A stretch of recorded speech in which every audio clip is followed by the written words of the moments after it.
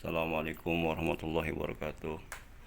Semangat pagi dulur-dulur aing. Alhamdulillah pagi ini kita belajar konten lagi terkait dengan isu yang sedang hot nih di dunia politik, yaitu calon ketua umum Partai Persatuan Pembangunan, di mana P3 ini merupakan partai yang sempat besar, partai yang didirikan oleh para ulama, namun pada pemilu kemarin tahun 2024 baru pertama kali P3 tidak masuk parlemen, dan ini sejarah baru buat P3 ya, dan akhirnya menjadi diskursus serius di kalangan para politisi muslim, khususnya para kader-kader P3, sosok pemimpin yang bisa mengangkat kembali moral ya, spirit dan kepemimpinan di P3 ini, sehingga P3 bisa tampil kembali dalam pentas politik nasional.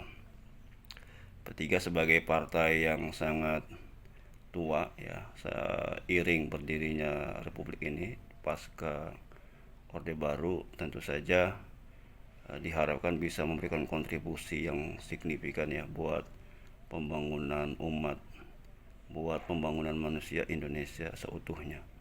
Karena P3 ini memiliki pengalaman yang sangat dalam, yang sangat banyak ya, kemudian juga punya pengalaman politik yang sangat matang. Sayang kalau kemudian potensi ini tidak maksimal dan tidak optimal ya dalam memberikan kontribusi politiknya kepada bangsa dan negara. Maka sosok pemimpin yang bisa mengangkat moral, spirit ya, kepemimpinan di P3 ini sangat diperlukan. Nah, dulu aing diskusi ini itu sangat hangat ya di kalangan elit, dan saya mengikutinya dengan seksama. Di saat sekarang ini muncul dua tokoh ya yang ingin diusung oleh P3. Pertama itu Jokowi, mantan presiden ke-7. Yang kedua saudara kita yaitu Anies Baswedan ya. Dan alhamdulillah dari pernyataan terakhir Pak Jokowi, beliau tidak bersedia menjadi ketua umum P3 dan memilih di PSI saja gitu ya, sehingga otomatis nama Anies Baswedan ini menjadi satu-satunya tokoh yang memang memiliki kans untuk dipilih oleh partai ya, untuk menjadi nahkodanya pada muktamar yang akan datang. Nah, dulu aing belajar konten kali ini itu akan membahas isu itu gitu ya, tema itu, tema kepemimpinan di P3 gitu. Dan bagi dulur-dulur aing yang belum subscribe ya, monggo di subscribe heula, di subscribe dulu ya kan. Dan bagi yang sudah mensubscribe, saya ucapkan terima kasih dan semoga bermanfaat buat kita semuanya.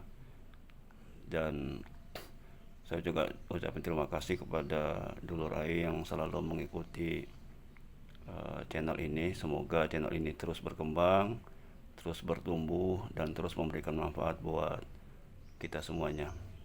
Nah, dulur aing kembali kepada pembahasan kepemimpinan di P3 ya. Kita berharap semoga tampilnya pemimpin yang baru di P3 ini bisa membawa spirit baru ya buat perjuangan umat gitu ya.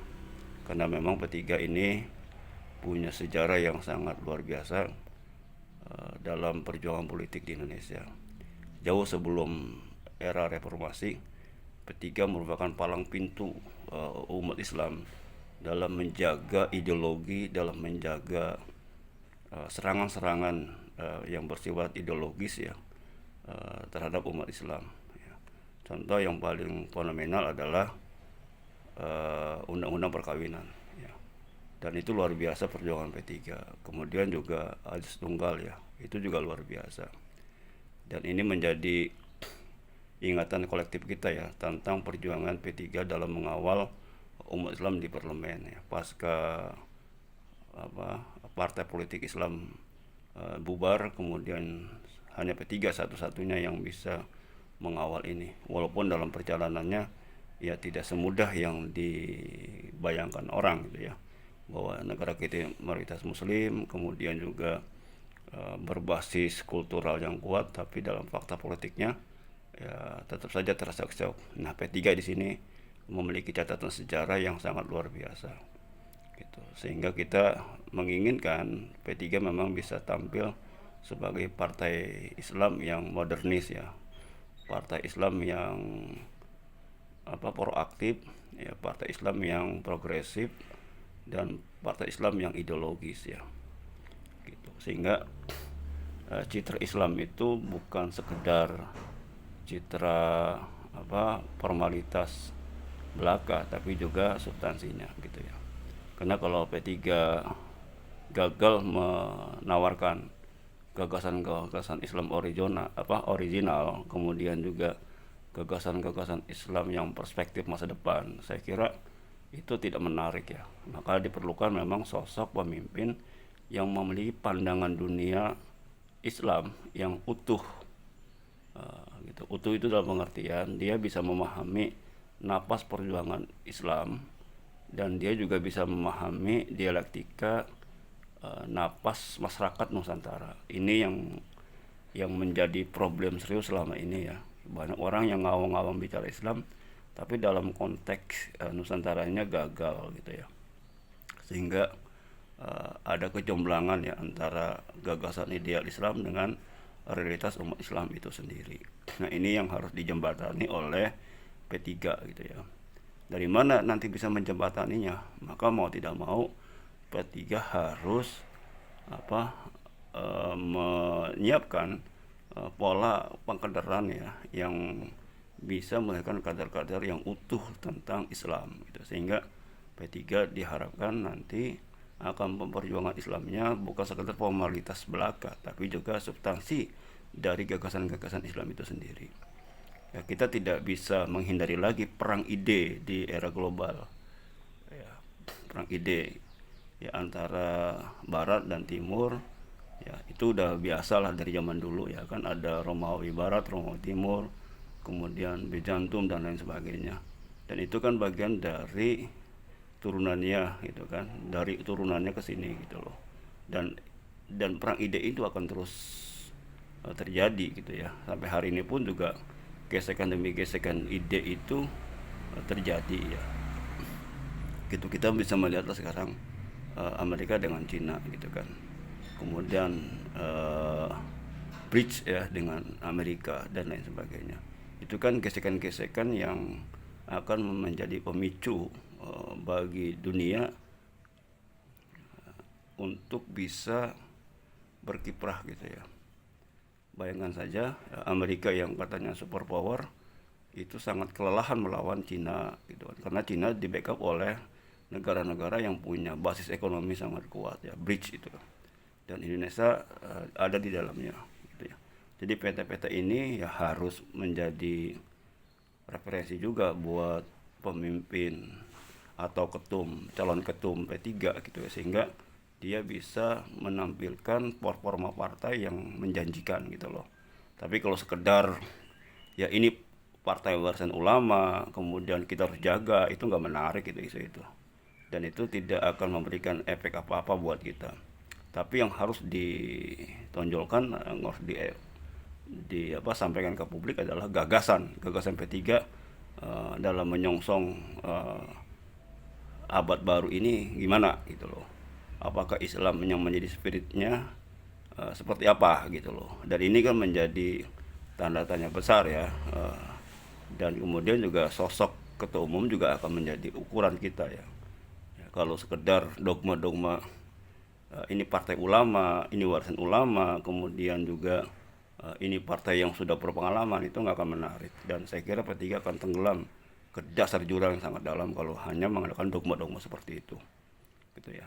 Karena zaman sekarang itu adalah akan dilihat gagasannya, kemudian akan dilihat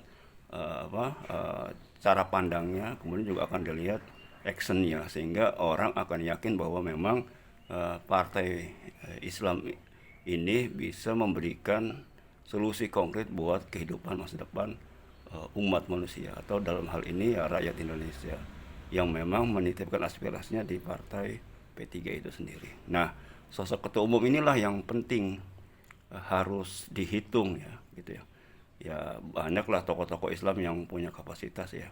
Tapi saat ini yang muncul itu Anies Baswedan dengan Jokowi, dan alhamdulillah Pak Jokowi sudah menyatakan memilih PSI, dan ini merupakan tantangan sangat luar biasa ya buat P3 ke depan. Kalau Jokowi jadi juga PSI, maka dinamika politik bangsa kita ini akan sangat dinamis ya, dan tentu saja ini akan merubah konfigurasi tatanan politik 2 tahun yang akan datang gitu ya.